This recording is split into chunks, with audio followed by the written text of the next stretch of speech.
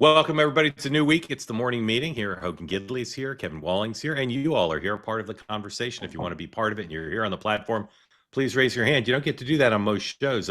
You go on, watch Jake Tapper show. Say, hey, Jake, I got something I want to say or I want to ask you. He'll just ignore you. Same with Rachel Maddow. They'll just look the other way. Even Sean Hannity won't call on you, but we will hear. So if you want to be part of the conversation with Hogan and Kevin, please raise your hand. We'll go through the day book in a moment, and then, as always, we'll be running through everything. And there's a lot going on, primarily related to the war. I'll be honest, the war's on our mind. Hold on, I'm trying to fix something here. But you can ask about whatever you want. But I bet we got a lot of questions about the war. I call it a war. That's just a good three-letter word. What is it good for? It's a good shorthand word. And then we'll take your questions after we run through some stuff. So again, if you're on the platform, raise your hand. If you're watching on X or you're watching on YouTube, no smack in the chat. Why? Just so much smack in the chat last week. Disappointing to me. Just extend the presumption of grace to all. Think about peace, love, and understanding. Peace, love, and understanding. Yeah, That's what it's all about. And remember that we're here for you. We're here for you. Be here for us. Ladies and gentlemen, a quick word from a sponsor. Our friends at Cozy Earth. You think Cozy Earth, they sell products to humans, right? Well, if that's what you think, you'd be wrong in the following sense. Most of the feedback I get on Cozy Earth now, for people who've gone on CozyEarth.com, use the promo code MORNING for 20% off. Most of them, ladies and gentlemen, are here to tell me how much their pets love the bubble cuddle blanket. And here's the latest. Daisy's a member of the two-way community. Here's Daisy on her bubble cuddle blanket, and you can see if you're listening on the podcast or on SiriusXM, you're missing out. There's Daisy, just beautiful dog. You can run through all the pictures of Daisy. Now, Daisy's owners made a tragic mistake, ladies and gentlemen. They bought the small bubble cuddle blanket. You may not know this, but it comes in two sizes. Don't buy the small, particularly if you got a pup as large as Daisy. Go with the large. Soon enough, they'll buy the large, and maybe they'll give the small to some puppy.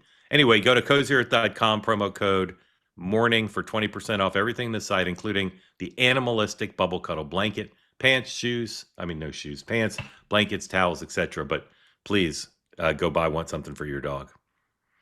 She is living her best life on that blanket. Right? It looks so comfortable. You can just see. So comfortable. I was right there with her. So comfortable. All right, ladies and gentlemen, your day book. The president could go on Truth Social at any moment.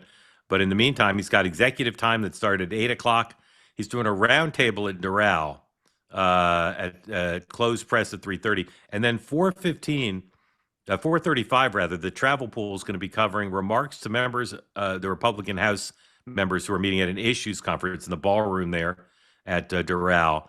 That's going to be quite an event. 4:35, full coverage of that if it starts on time, at least on two-way tonight. We'll talk about that event in just a moment. Don't know what the vice president's up to. The House is out, so Republicans can go to their retreat or meeting, whatever you want to call it. The Senate is in.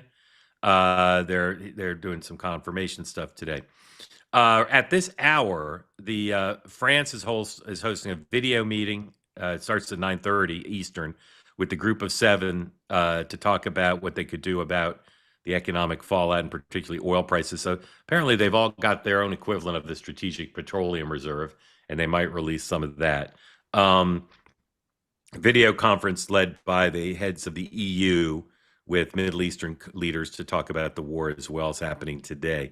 This week, that meeting in Florida continues with Republican House members hearing from Hogan's friend James Blair, Hogan's friend Chris LaCivita, and Hogan's friend Kevin Hassett. All of Hogan's friends are talking to that group. Armed Services Committee tomorrow, closed briefing on the military operation. Scott Jennings, Hogan's friend Scott Jennings, and my friend Ben Shapiro are also speaking at that conference on Wednesday in Florida. Jimmy Kimmel's. Say again? I'm friends with Ben. I know you are, but really more me. If you just ask Ben Shapiro, who are you better friends with, Mark or Hogan? He'd say, well, I like Hogan, but I really like and respect Mark probably at least a little bit more. I think somebody ask him, somebody go ask him, just see. He likes you a lot, Hogan. I'd be clear, we talk about you all the time. I don't know. I actually don't know Ben Shapiro. Jimmy Kimmel hosts Harrison Ford and Will Forte. Yeah. Stephen Forte, Colbert. Will Yeah, Forte. Will Forte. Met him. Yeah. Stephen Colbert, Yeah, John he's a good friend. Lithgow, Michelle Pfeiffer, and Jimmy Fallon hosts Uma Thurman and Sting. You know, Sting lives one door down from me. I see him every so often. All Really? right. Here we go, ladies and gentlemen. Yeah, really. Let's talk about the. Do you know what Gordon? You know what Sting's real name is? Gordon. Gordon. Do you know what Isn't that great? Elvis Costello's real name is? I don't. Declan Patrick McManus. Thought we all knew That's that. a great name. Oh, one more item for the day book, ladies and gentlemen. I almost forgot. Number one, please. It's Charlie Gibson's birthday today, but not the most important birthday to the two-way community, with all due respect to Charlie Gibson. Ladies and gentlemen, the OG of the two-way community, Professor Kennedy. Number one, please. Where's number one? There it is. It's breaking news. It's Professor Kennedy's birthday today. Happy birthday, Professor, from everyone here at the morning meeting at two-way and the great North American community. Happy birthday. Look at that graphic. Happy birthday, Professor. Pretty good. Anyway, It's shares not a birthday graphic with making. Charlie Gibson. Pretty good. All right, let's talk about the war, guys. All right, I'm not predicting the war is going to end in a week, but I'm telling you it might. I'm telling you that the president could decide there's not going to be a regime change. They've bombed out everything they need to bomb out, and a pause at least to give the Iranians a chance to surrender, and then they could start it back up again. But I believe we may be headed towards a pause by the end of the week. Reporting in Israel, first Axios reported that Kushner and Witkoff were headed to meet with Netanyahu, and then reporting shortly after, and a little while ago, said no, they're not going. Now they might be secretly going. I'm not sure, but Kevin, do you share my view that the war could end in the next week or not? I do share that view, and you're also seeing it kind of teased in the language by the Israelis, right? So you saw the UN ambassador, Israel's UN ambassador and envoy, talking about days and not weeks. And I think that is also a clear indication of where they are as well, because again, as Trump has said, we're not going to do anything separate from the Israelis. So the fact that you're seeing that change in rhetoric from the more hardlined partner in this effort, I think, is also an indication that we're headed to a shorter time frame here. I think, Mark. Hogan, what's your knowledge or spidey sense said? Could this thing be over soon?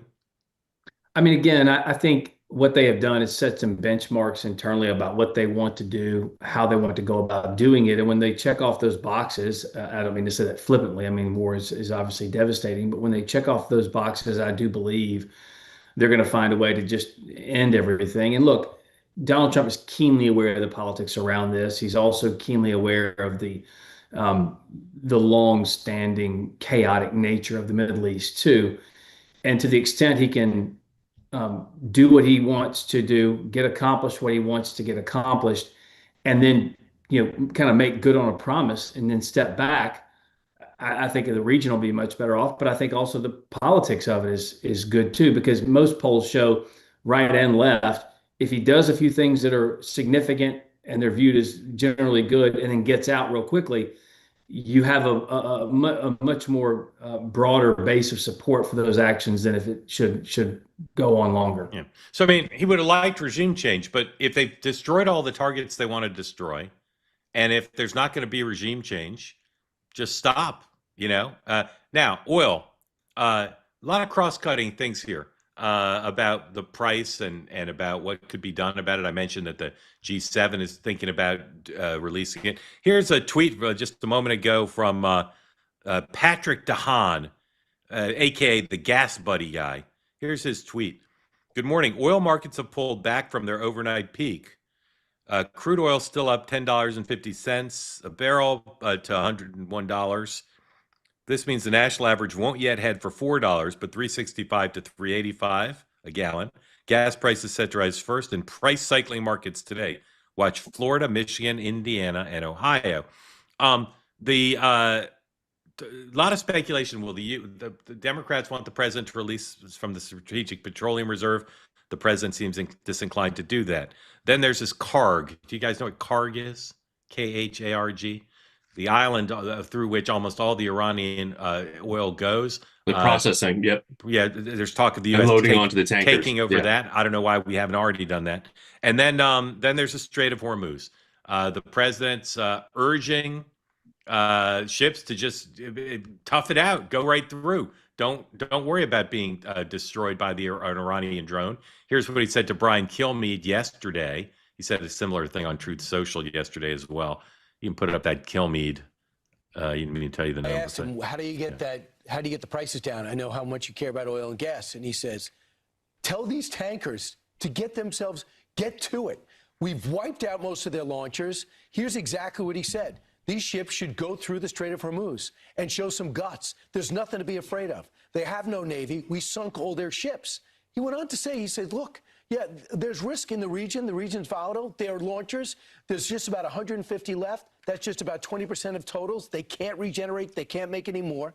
And we are in the region ready to act quickly on all these type of attacks. Now, I think they're going to get some additional naval assets in there to do some escorting. But there was a tanker that came through yesterday. Successfully. Successfully. No problem. And he's saying, come on, guys. Here's the Energy Secretary on Sunday television, Mr. Wright, saying, similar to the president, pretty soon the strait's going to be wide open and oil will move again. Obviously, that would take pressure off price. This is Secretary Wright, 109, please. All of our military assets right now are focused on ending Iran's ability to kill their neighbors, threaten American soldiers, and threaten ship traffic in the Strait of Hormuz. But that's going swimmingly well. Their missile launches are down 90%. The drone launches are down over 80%. I think in the relatively near term, you're going to see their capacity so low that we'll see more normal ship traffic return to the Strait of Hormuz. Now, the Wall Street Journal has a story that suggests that the cascading impact of oil is going to affect everybody around the world. And you do see the Japanese market went down substantially. A lot of concerns in Asia and in Europe about this. This British Prime Minister had a press conference this morning, very concerned about impact on prices. Here's the graphic from the Wall Street Journal. Long-feared Persian Gulf oil squeeze is upon us, and the graphic shows just how high price is, although it's not the highest it's ever been, obviously. And here is the opening of Squawk Box, which was a big focus on oil prices. Number 113, please. And on this Monday morning, as we watch oil prices spike, you are watching futures drop pretty substantially. The Dow futures are down by close to 500 points, although this is much improved from where we were overnight at one point. The S&P futures now down by 61. I saw down more than 92 points earlier in the trading session, and the NASDAQ, in the pre-market trading session, and the NASDAQ right now down by about 250. And then energy prices, really the focus on all of this. WTI sitting just above $100 a barrel. It's up by about 10%. Again, we saw much higher levels overnight. I saw $111 for WTI. Brent got very near $120 a barrel. You can see at this point it is up by about 12%. $103.80. You'll also notice that the differential between Brent and WTI has tightened up quite a bit. There used to be a bigger percentage difference between the two. WTI and RBOB gasoline had their biggest weekly gains ever. The president said to me, this is not great, but the midterms are months away.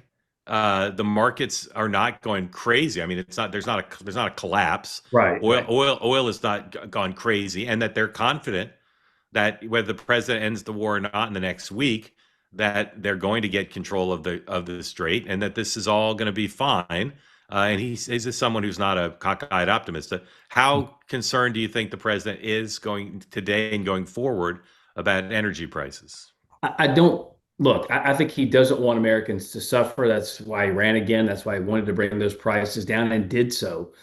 I do think there's concern, but on a scale of 1 to 10, I would put it somewhere around a 1.5 to 2, only because he knows they're going to come back down. As you just mentioned, we'll handle the strait. We'll kind of reorder the way of things as it relates to who actually relies on Iranian oil versus who now can come to America and get some of ours as well. The market kind of changes around. And as you know, the stock market loves certainty. And when you have a war going on, they're a little uncertain.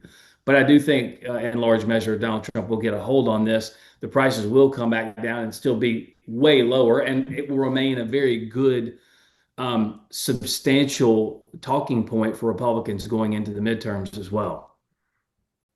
Kevin?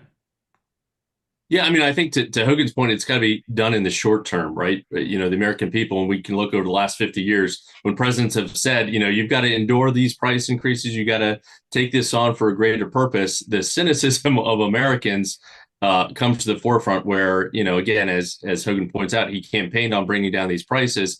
I think they'll give him some grace in the short term, but if it's a long-term play, especially heading into those critical summer months where folks are deciding what they're going to do in the midterms that we see in July and August, I think that's going to be more problematic. And that 1 to 2% that Hogan has talked about might tick up to 7-8% in terms of anxiety in the administration when it comes to affordability and prices.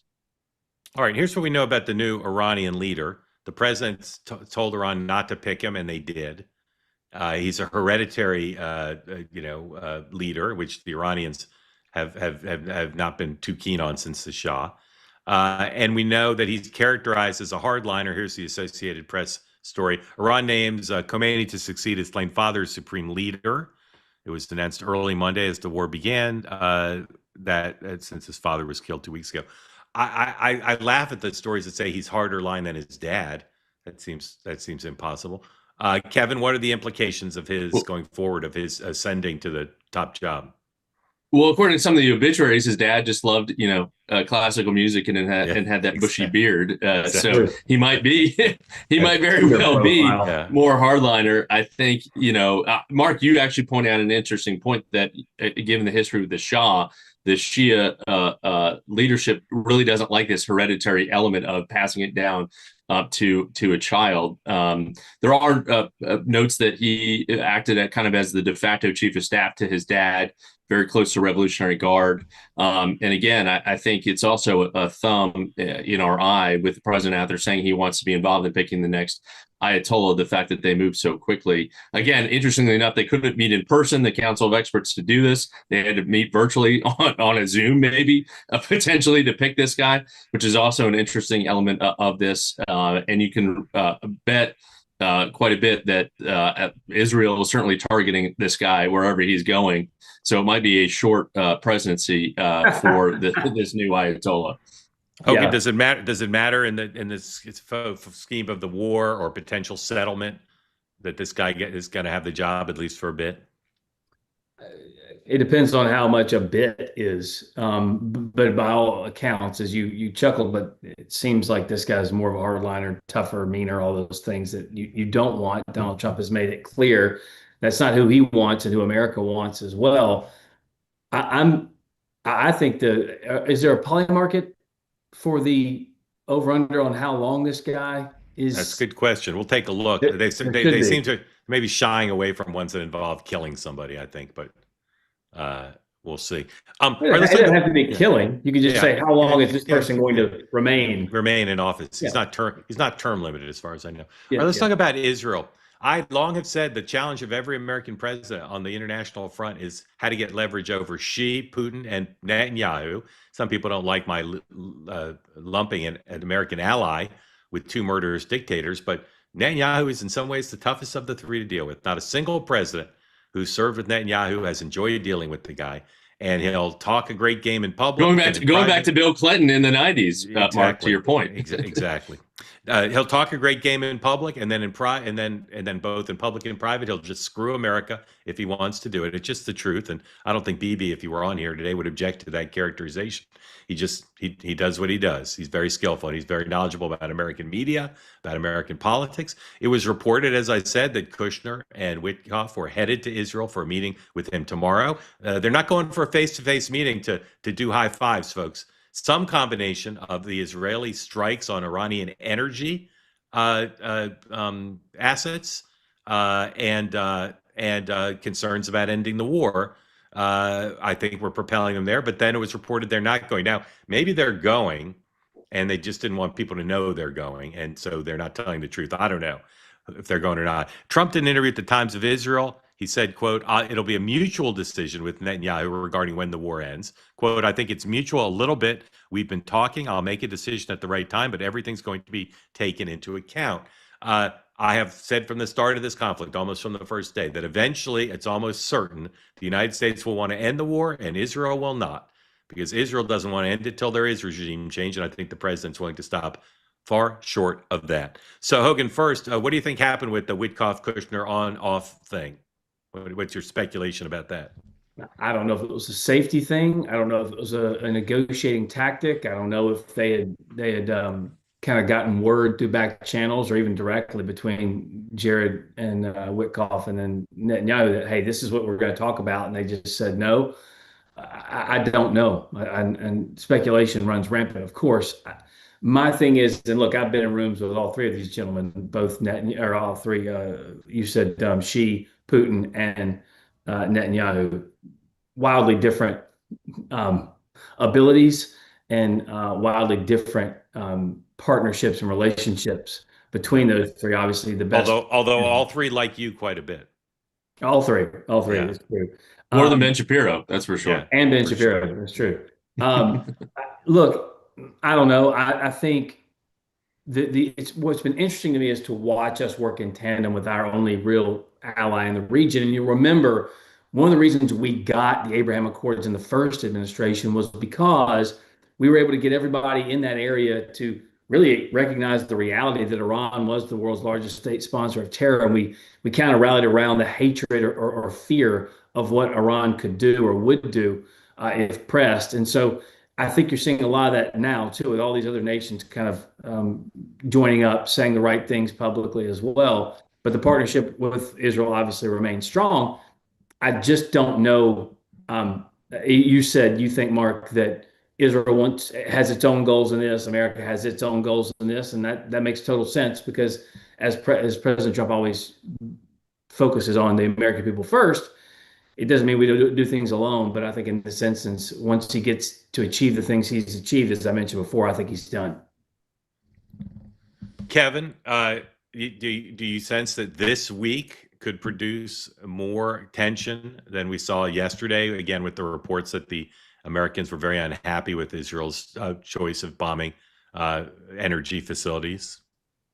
Yeah, the fact that that's being kind of teased out too, signifies that I think the administration wants that narrative out there that kind of almost a good cop, bad cop. We're going to pull back the reins on Israel, targeting not just the oil facilities, but also some of the kind of water desalination facilities and things like that.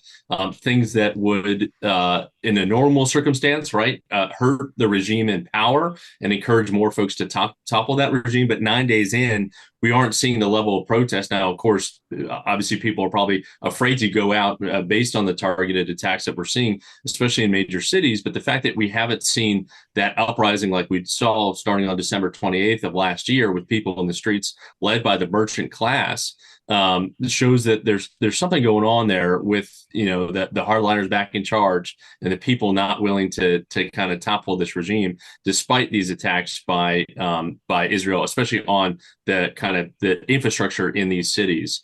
So that daylight, we love to say there's no daylight between us and the Israelis. The fact that that's being teased out might be for a larger narrative in the coming days and weeks. Here's the most telltale sign of all that there's some distance between the United States and Israel. Lindsey Graham is unhappy with the Israelis and taking it public. Here's the senator from South Carolina on X on 117, please. For Lindsey Graham to publicly warn Israel says a lot. He says, our allies in Israel have shown amazing capability when it comes to collapsing the murderous regime. America is most appreciative. However, there will be a day soon that the Iranian people will be in charge of their own fate, not the murderous Ayatollah's regime. In that regard, please be cautious about what targets you select. Our goal is to liberate the Iranian people in a fashion that does not cripple their chances to start a new and better life when this regime collapses. The oil economy of Iran will be essential to that endeavor. Hogan, are you surprised that Senator Graham would do that? No, but a little. I mean, look, he's as much a political animal as he is anything else. I mean, Kevin and I both know him. Being from South Carolina, we understand the staying power of this guy is extraordinary. It's unbelievable. He will keep this seat for as long as he wants it. Yeah, I remember I was on air at the White House one time, and someone asked me about his aversion to Donald Trump building a wall and stopping the border crossings, and I made a comment, and they called me after and said, "You're off the Christmas list, just so you know." But I said on air, we didn't call him Gramnesty for nothing. I mean, right? Like he was booed off stage at the Republican convention in South Carolina because he stood with George W. Bush on letting people in the country. Yeah. And now he goes to the border like every week. And he's like, look at how we've closed the border. Like, the political know-how of this guy to see where the people are and kind of get there is really quite extraordinary. I think this is another example of that, where he is a staunch supporter of Israel. He's a staunch supporter of the president. But when something like this happens, he's able to thread a needle, I think, like a few politicians. Yeah. All right. A couple more topics. We're going to do. Don't discount a longtime golf buddy of the president too, Yeah. and the 4 hours they spent on the golf course, and the persuasion that goes on, and the Yeah. conversations that go on Yes. with the, I've with seen the it. commander in chief. Wall Street Journal story about that, documenting the critical role Graham played in taking the president where he ended up. A few more topics we'll do relatively quickly. Please raise your hand if you want in on the conversation. The school bombing, Secretary Hegseth said on 60 Minutes last night what the administration has said, which is still under investigation, where, according to the New York Times and the Wall Street Journal, the evidence suggests that the United States inadvertently struck a school, causing tragic loss of civilian life, including a lot of kids, allegedly. Does it matter from the PR point of view? Does it matter in Iran? Does it matter for the United States? If the United States did do this, does it have an impact on the ability to pursue the war? Could it turn public opinion against the United States or not, Hogan? Look, it's a bad thing. Don't get me wrong, but the investigation will play out, and then we'll know more, hopefully sooner rather than later. I don't know that these types of things largely, because it happens in a faraway place, necessarily hurts folks here. It'll be a cause celeb for some people. But look, I mean, Joe Biden bombed a school bus and told us it was all full of terrorists, only to find out it was a family. So I don't really know. It was something we talked about a lot. I don't know that it permeates throughout the entire, political American milieu, if you will. But still, I don't know. I mean, again, it's a horrible thing. Yeah. And if it was a failure of the United States, if there was a mistake made, you could make somebody the face of it. Like it could be a Pete Hegseth person who is to blame. They're going to try to blame. That could gain some steam. But other than that, I don't know that it affects all that much. Kevin, do you think the Democrats will talk about this as an indication of that the war was mistaken? I don't think so. These kind of awful tragedies and mistakes happen. I think the school was by a military target, and unfortunately, this happened. I think to Hogan's point, there is some distance from the American people and this situation, and the fact that Iran is not a responsible media thing, in terms of actually releasing this kind of information and stuff like that. So everything obviously has to be taken with a grain of salt, not to delegitimize the tragedy around the school. But I don't think it's going to have the effect that we saw the imagery of the transfer in Dover. I think that has more of an effect when we see those flag draped coffins throughout history. With regards to the public support of a war or any kind of foreign entanglements that we've seen going back to Vietnam. Am I too cynical to say that the reason that the administration is saying it's under investigation is they hope to just delay acknowledging what happened until people have moved on? Is that too cynical, or that's what's happening? I think that's likely the case. I mean, indications are it was a Tomahawk missile. Those are within our armaments, and I think just putting a little bit more daylight, I think from that to, might be the strategy that the administration is employing. Mark, to your point. Yeah, Hogan, that's correct, right? They're stalling to take the pain out of what would have to be acknowledged. Is that correct, or too cynical? I don't know if they're stalling, but I mean, I think they're trying to figure out what happened. Like you said, it shouldn't be too hard to figure out. New York Times figured it out. We have a lot of intelligence. We have an incredibly sophisticated ability to micro-target these missiles. It'd be hard to think that the New York Times and the Wall Street Journal figured it out before the federal government, but that's what they're claiming. China and Russia. Let's see. Hold on. The federal government is notoriously slow and bad, and the New York Times is notoriously incorrect. So whatever. Okay, we'll see. Russia was helping the Iranians target. That's been played down by the president and other administration officials.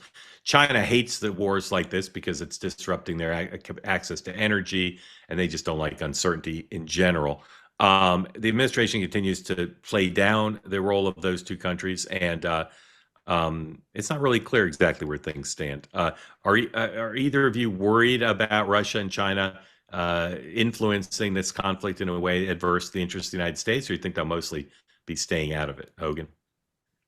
I mean, I don't know if they're going to impact it one way or the other. I'll just remind people that when I take a look at these, global issues, you often ask yourself who's on what side here. Yeah. And really, only three groups against this movement into Iran were Russia, China, and the Democrat Party. Other than that, everyone else seems to kind of be on the same page here. So, I don't know that they get impacted all that much, other than the fact that I think it hurts their economy greatly because they were doing so much business with Iran through oil markets and other things.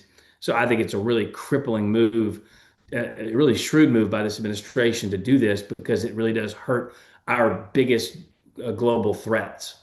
Kevin, are you worried about China and or Russia? I'm more worried about this China conflict?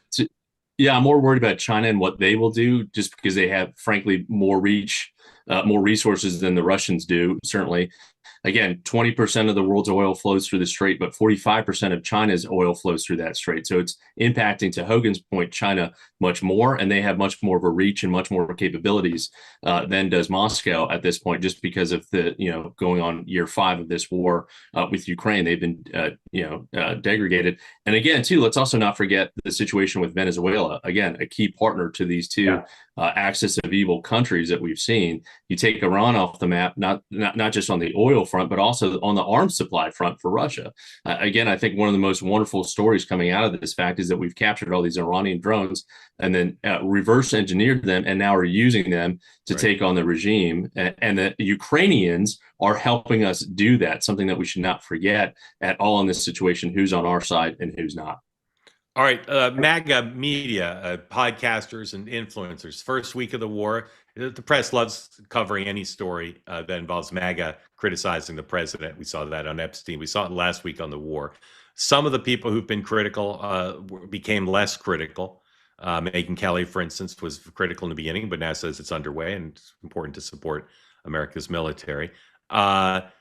What's going on this week, Hogan? What would you say? Would you expect this storyline to still be a storyline, or the press will move on and people won't be as critical? In other words, is the president this week going forward still have a MAGAs against the war problem?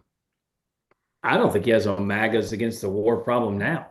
I mean, MAGA influencers against the war. Okay, well, I mean, like what, 87, 92% of Republicans support the election. So it's a very small group, but they are quite vocal and they do have large followings. But, but is that a problem? Do you think the White House is thinking we got to reach out to people who are critical? No.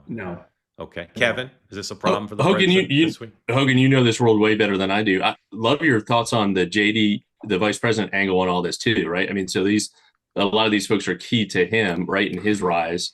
You downplayed the administration, but he's kind of been behind the scenes. I think is he having conversations with these folks too? Do you think, in terms of keeping them within the tent? I mean, look, they're obviously friends. I mean, he talked to them in the lead up too, and a lot of them were influencing the president to help pick JD as well. This is, I think, going to be, if I'm predicting the future here, I think this, like these relationships, this criticism, whether they be proxies for JD's mentality or not, I think JD is in lockstep with the president. He's doing a great job out there articulating the vision on TV, as any good vice president should and would. What's interesting to me is I think this little piece, though, this foreign intervention stuff, could be the wedge where people who once thought about getting in the presidential race in 2028 were like, hold on, JD's clearly got the inside track. He's the vice president. Trump likes him, MAGA likes him, et cetera. This is one of those issues that divides enough of the base where you could see Marco Rubio, Sarah Sanders, many others go, hold on. Ted Cruz. I think Ted Cruz is running no matter what. This is where I'm stepping in here, because I can't handle, I'm going to try and say what MAGA is this, not what. Yeah. Here's a funny tweet. Here's a funny tweet that a lot of people in MAGA are laughing at. And the thing about MAGA, they can have these intramural fights and then just move on. Like there's just a toughness and a thick-skinnedness to attack your longtime ally in personal terms, and then the next day it's all over. This tweet's funny, 127, and as I said, MAGA's laughing at this tweet, even though in theory it could outrage them. The U.S. spent 20 years and trillions of dollars replacing the Taliban with the Taliban. Trump replaced Ayatollah Khomeini with Ayatollah Khomeini in just 9 days. the most efficient U.S. president ever. All right, two more topics, then to your questions and comments and concerns, or three more topics. Reconciliation. Incredible story in Politico about how at this House Republican meeting, they're talking about reconciliation. Once again, the White House is deeply skeptical. Once again, if you ask the people who want to do another reconciliation bill this year, what should be in it, you'll get 102 different answers about what it should be. Should it be healthcare? Should it be Pentagon spending? Should it be taxes? Now, the one thing, and my sources have guided me to be deeply skeptical that there'll be another reconciliation bill. The one thing in this political story that makes me think there might be is the Ways and Means chairman, Jason Smith, who has been the leading voice in saying this ain't happening, shows some softness. First time I've seen him say anything in public that suggests this could happen. He says he doesn't see a pathway forward, but maybe, quote, maybe people can prove me wrong. Kevin, what is the percent chance Republicans try to pass a reconciliation bill? Yeah, look, I don't think that, and Hogan knows it and is closer to the speaker. We've talked about this before. I don't doubt the speaker in close situations where the vote is on the line and he needs to rally support. I don't think they actually try for something in an election year, only to come up to fail. So if they try for this, yes, what percent chance? 0% that they try for this if they don't think they actually have the votes. And again, what's the percent chance that that Speaker and the White House and Senator Thune strategize and say we're going to try to move a reconciliation bill? What's the percent chance? 10%. 10%. Very low. Hogan. 27.25%. The correct answer is 14%. 14%. Somewhere in between. Somewhere in between. DHS lines, TSA lines. Hey. Yeah. Can I say something real quick about this reconciliation thing? Because of course. I know a little bit about this situation. Yeah, you do. You remember how difficult it was to get the first reconciliation over the finish? Life defying, death defying. Right, and everyone said it couldn't happen. Yeah, but it did happen. So yeah. I cause people to say this isn't going to happen. It could, but more than that, they took largely pieces of legislation that were the most popular and put them into a bill, the least controversial, and said, "Here's the one big beautiful bill: tax cuts, no tax on tips, no tax on Social Security, all these things." Then what's left over are things that are quite divisive and quite concerning to so many members. And so the thought process of doing another reconciliation are very difficult and very daunting. However, my argument has long been the argument should follow this track, which is we were so bad off under Biden. We passed these great bills that now made you way better off, but we're not done. Here are the things we're going to do. And the thing is, coming out of this meeting in Doral, I think they've got to have a good handle on here's now what we're going to do to sell that, not just a record of success, but here's something else we're going to do. Yeah. And I don't know if that's going to happen. The speaker has been all over the place. Your friend, the speaker, he does like you more than he likes me. He's been all over the place on whether there should be a reconciliation bill or not. That's going to be fascinating. And he's the one driving this train. In terms of indications that the speaker actually wants this, and not all the leadership team is on board thus far. All right, TSA lines in New Orleans and Houston this week were crazy. Here's the headline from CNBC. TSA staff shortages lead to hours-long security lines at some airports. Houston Hobby told travelers to arrive up to 5 hours early. 5 hours early. Hogan, will this break the gridlock and force a deal, or just a lot of pain for people going on spring break? A lot of pain, but I don't know if it's going to last through spring break. Listen, for the life of me, and Kevin, I wish you would tell me why, but I don't understand the mentality that they're going to shut down the American government for the third time to protect illegal aliens. It blows my mind. Well, that's not why they say they're doing it, Hogan. They are. That's not. Yeah. I know that's why they're. Yeah, I don't know. Of course, that's not what they're not going to say that, but of course they are doing it. Kevin, is the shutdown? Is the shutdown going to end? Partial shutdown going to end because the TSA lines are now? I think it's going to end more because of the replacement of Kristi Noem at the top, right? Even though the Leader Schumer and Hakeem Jeffries said that's not enough, but I think that is somewhat of an olive branch from this administration, and they've just got to come. And again, we've talked about this, Mark, too. The polling is still very much in favor of the Democrats' position. When you got 51% of Americans not saying ICE needs to be reformed, and this is not my position, but it should be abolished, including 1 in 4 Republicans, right? That's only going to continue to embolden the Democrats to say, we want these actual reforms at DHS. And again, we'll see what happens with the administration replacing, Kristi Noem. And again, he wants Mark Wayne Mullen in that position by the end of this month. That's going to factor in really closely with any kind of nomination hearing, obviously before the Homeland Security Committee in the Senate. Totally true. All right, last thing here. Put up this poll. This is from the NBC News poll, came out over the weekend. They did the favorable, unfavorable rating of 3 top Democrats, 126. Guys, I'm just curious if you were working for any of these 3 politicians and you saw these numbers and your boss said, hey, is that okay? Is that good enough? What would you tell them? AOC, her favorable amongst all voters, 31%. Her favorability with Democrats, positive feelings about her, 65%. Kamala Harris, favorable with all voters, 34%. Democrats, 67%. Gavin Newsom, favorable with all voters, 27%. All voters, or Democratic voters, 52%.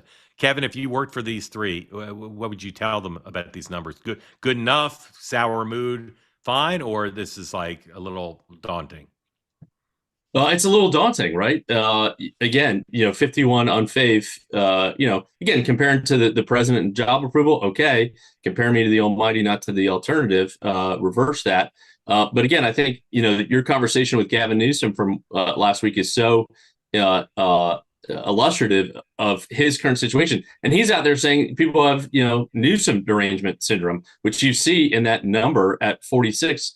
Which is the highest compared to Kamala Harris, who actually is more well-known than the governor of California. So, I think Gavin has some more work to do than even the former vice president on this front. Hogan, are these numbers par for the course, or are they bad?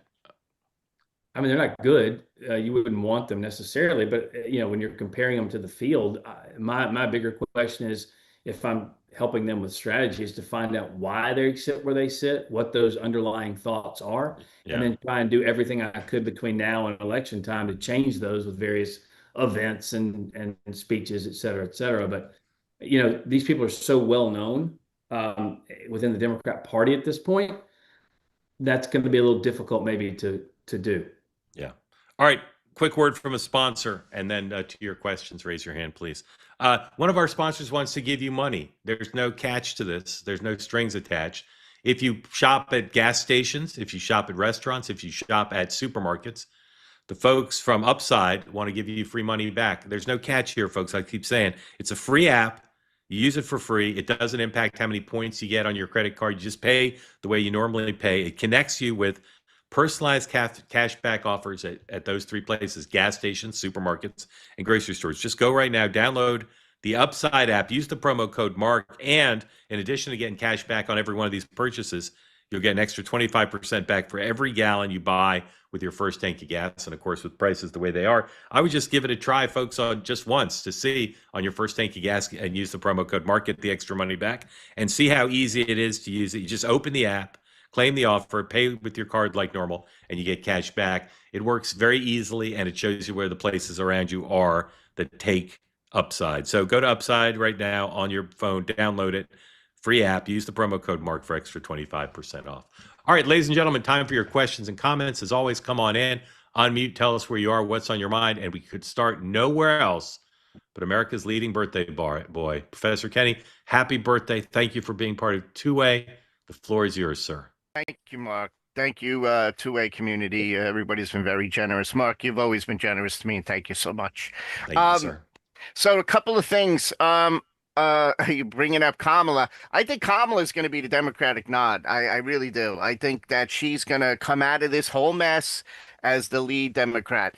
That's just an opinion, but I've been analyzing, and I just don't see any other Democrats coming ahead. But there's one caveat to that, and that's all the word salad stuff. If she can correct that, I think she'll come out. She'll come out ahead. Hold on, let's respond on that. There's a story in Politico today by Jonathan Martin that says, with few exceptions, most Democrats are very skeptical that she'll run, and very skeptical if she runs, she'll win. So it's not yours is not a consensus view. Kevin, how do you rate her chances currently? Listen, I think she's keeping her options open, right? She engaged in the Texas primary. She's raising money. She's hiring staff. Professor, to your point, I think she did way better, even though coming up short in the general election, than she did in the primary. Let's not forget she dropped out, before even the Iowa votes were counted, because of an inability to run an effective campaign for the Democratic primary. But the one thing she has really going for her, Professor, to your point, backbone of my party, Black women, right? And she's got strong support within that community. And I think that would be one of the key reasons to stay in this race and actually do it. I'm sorry. She literally called Joe Biden a segregationist and a sex criminal from the debate stage. And then, we get over that, just like MAGA rule gets over that too, Hogan. We move past that. T-shirts made even, by the way, and still didn't make it work. Yeah, listen, I think Professor Kennedy, happy birthday. And thank you. I think she's got a shot because she is well known, but that's also her problem. And the word salad stuff you just mentioned, the caveat, she's already given like 2 interviews about her book that have turned into word salads and have been horrible. So I think when she talks, it's a jarring reminder of how bad of a candidate she actually is. And I don't know that she can go the distance. To your other point, though, who surges? There's always somebody who's going to surge and catch fire to some degree at the right time and have the votes to get it done. Don't know who that's going to be, but they'll get somebody.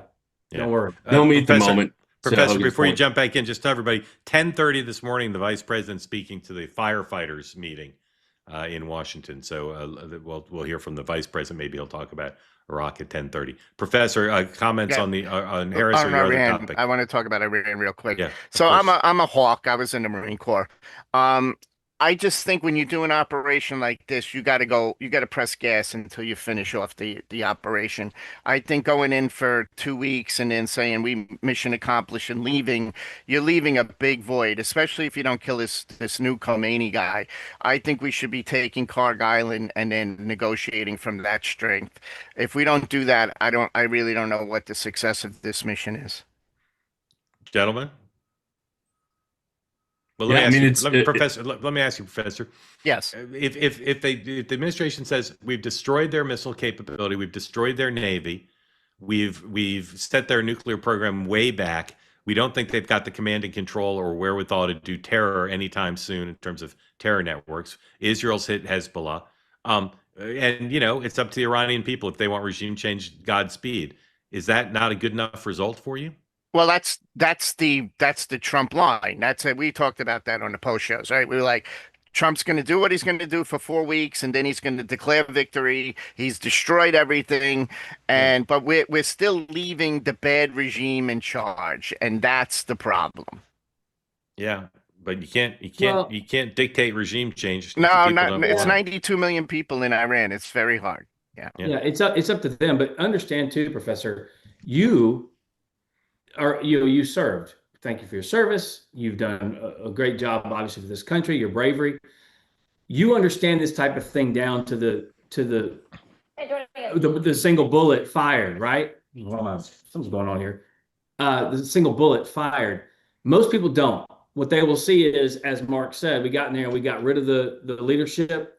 We sank the Navy. We got rid of their capability to fire ballistic missiles, and now they can't do terrorism all over the world with their proxies. If that's the case, most people are going to go, yeah, that's good thing. They're not going to say, wait a minute, why didn't they take over the island and then use that for? You see what I'm saying? So I get your point, and it's a good one. I'm just saying, understand the public writ large is not going to have that level of detailed, intimate knowledge that you would. Right, Hogan. Kevin. When you play this game, sorry, Kev. When you play this game, though, politics has got to go to the back seat when it comes to military operations. All right, and the big problem I see here is you're also leaving the door open now for China and to Russia to reset. They see what we've done, and they've stayed out of it, and now they see that what they can do, their opportunities and stuff. So this is not. And This is if we don't see it through, it's bad. Yeah, and if President Trump had made those comments to the people of Iran and said, "Hey, keep fighting, we're coming to help," and then didn't go help, you would Yes. see today, I believe, a much more aggressive China in Taiwan, for example. Because remember, when Joe Biden said, a small incursion in Ukraine's fine, what did Russia do? They're like, "Yep, we'll take that door. Thank you very much." And now we're still dealing with his mess. So when the world sees you as weak, the cascading effect of aggression that follows from other nations into other places is quite extensive, dangerous, and damaging long term. So, at the very least, as you just point out, this show of force, I think, does deter, at least momentarily. Now, how it finishes matters too, but how it started has been pretty good. Kevin. I only want to add question for the professor and Hogan. How much of a factor is, the president going back 15, 20 years has always talked about George W. Bush and Iran and boots on the ground and the fear of that. And again, he campaigned on that on the stage, next to Jeb Bush. I wonder how much of that still is that, the president has shifted positions on a lot of different things, knowing where the American people are. He's a populist and he's effective on that front. But he's still, Pete Hegseth in 60 Minutes yesterday said this is not a mission accomplished thing with George W. Bush. So that is still a focal point within the president's mind and senior leadership. I wonder how much of that is still at play, whether it's a boots on the ground situation or if they soften their language in terms of what the actual goals of this effort are. Yeah, if you want to take Kharg Island, you're going to need to put boots on the ground. So if he doesn't want to do that, then what are we going to do? Professor, Well, thank you. Happy thank birthday you. again. Thank you. Grateful to you. Happy Thanks. birthday, Professor. Yeah. All right. Chris Taylor, welcome in. Tell folks who don't know where you are and what's on your mind for Kevin and for Hogan. Hey, you can hear me? Yes, sir. Excellent. So, Northern Idaho, sun isn't up here yet. Just a quick question about Trump's tweet that said he doesn't want to sign anything else until the SAVE bill is before him. Yeah. What's your take? Like, what's going on there? In all caps, no less that truth. We didn't put that on the topic list because this is so complicated. It would have taken half the show, but we'll do it now. The president's, he could back down because he often does. He bluffs and backs down, but he's saying, don't pass. He won't sign anything else into law until they move this. Even if John Thune wanted to do this, I don't think he could get the votes to do it. And it's even more complicated because the president's now complicated the legislation. So Hogan, what's the president doing when John Barrasso basically says, in effect, we can't get this done, Mr. President, the way you want? What's the president actually hoping happens here? But listen, in my little short time in Congress, I know a lot of people in the two-way community understand this. There's a legislative exercise, and then there's a not legislative exercise, a more political exercise. So are you putting something forward to make people take a hard vote? So you can say, see, they didn't vote for this, or see, they voted for this, or whatever.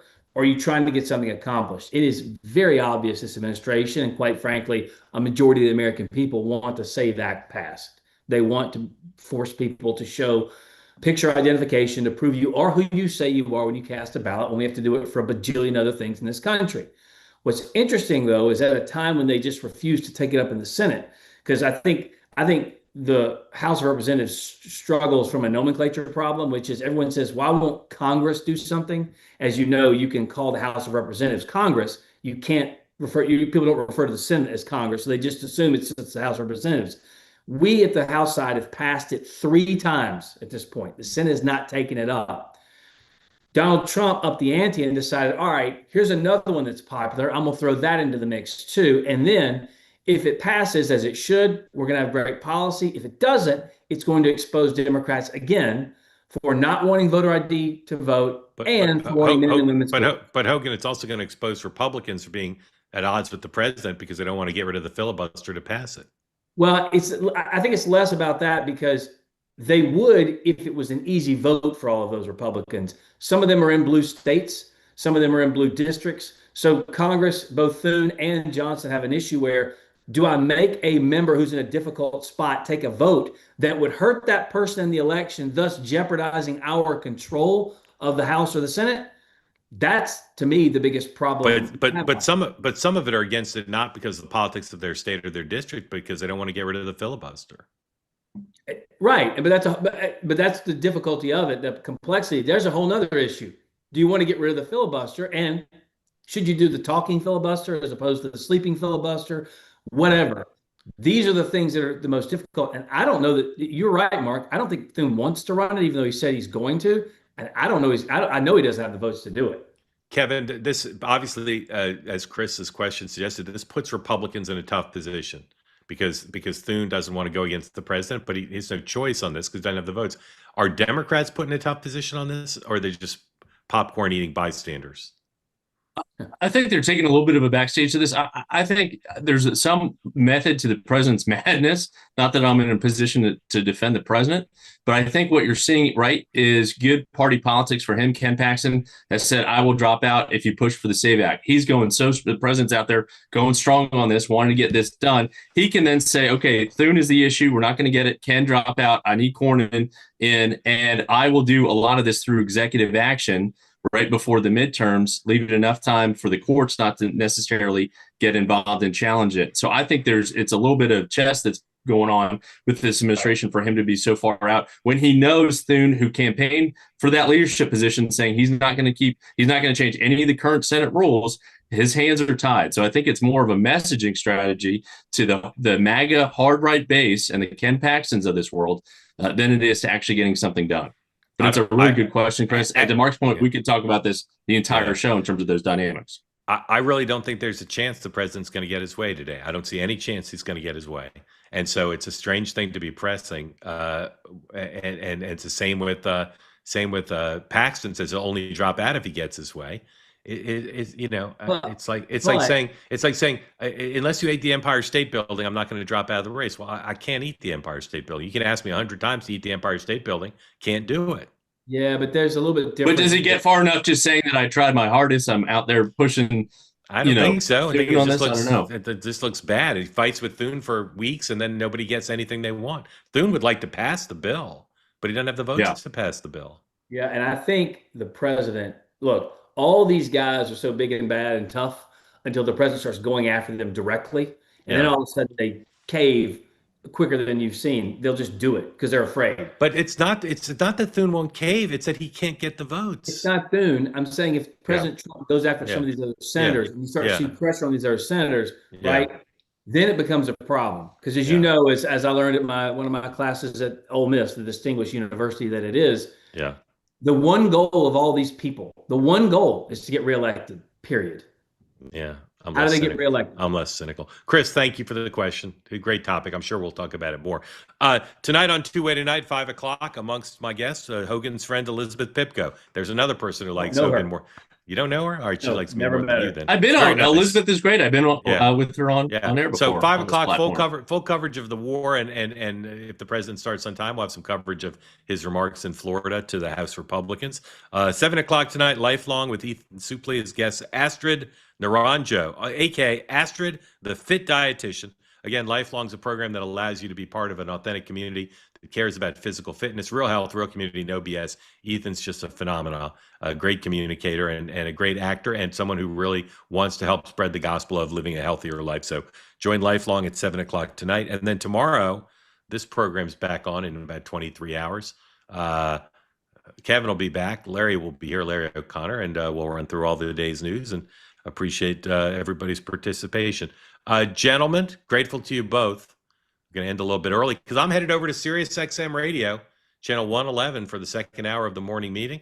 If you've got Sirius XM, come join me. If you don't, subscribe today and join second hour of the morning meeting, 10 o'clock Eastern time, Monday through Friday, right after this program here on Two-Way. We roll right in to the second hour. Gentlemen, thank you both. Good to see you. Thanks, everybody. Happy birthday again, Professor. Birthday. Great to see everybody. Bye-bye.